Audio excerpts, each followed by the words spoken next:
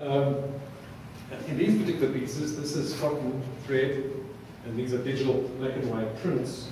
He superimposed these kind of construction lines and these organic lines in a very humorous way. These are very linear construction lines that he has created that engage the organic form of this tree.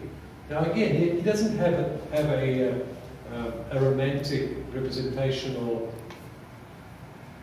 interest in the tree as a romantic object. He recognizes, that's why he uses often primarily these bare wooden forms of trees under stress.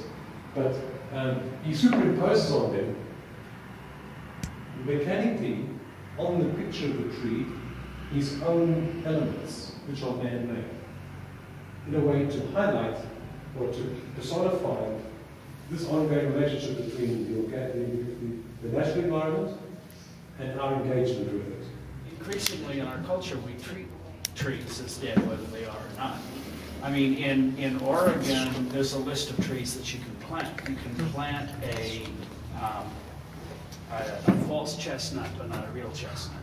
And they both drop the same crap on the ground, these sharp, dangerous seed pods. But you can't plant a real one because somebody might come and harvest it, and then somebody else might resist their harvesting it, and there might be a fight over it. And so they don't allow you to plant anything in your, I mean, in your yard is your own business, but if it's out on the parking strip, you can't plant anything that can be harvested, or if you do, you're in violation of the law. And it's very curious because what they're saying is it's okay if you know, we're not going to consider the use of these trees as part of the living system. We're simply going to consider them to be ornaments that you put in front of your house and legislate accordingly. But you see, this highlights again the fact that we've lost a true self-sustaining ecology. Everything we do now has to be engineered. I mean, what gets me is you go to Mesquite and you see these golf courses and so on, and waterfalls, and it's like a movie set. You know, it's not indigenous.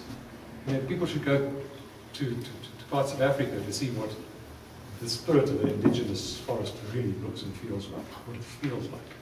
I think it's also significant that we populate, we ornament our offices with very finely produced artificial shrubs. You know, that tells so much. It tells us that we do have a hankering after things organic, but they become expendable to the extent that too much trouble. We don't want to water them. We don't want to pick up the leaves when we don't want to give them enough light because maybe it's all artificial light anyway. It's air-conditioned air, and yet we have a hankering for what is organic and what is pastoral and verdant, and so we get these silk plants and things that look very. We are often raised and live in a totally artificial, contrived environment that, in a way, is semiotically charged with the elements of a natural environment. But it's vicarious. It's as close as you can get to it. And we're all the poorer for it. Let's go upstairs and I'll show you something else.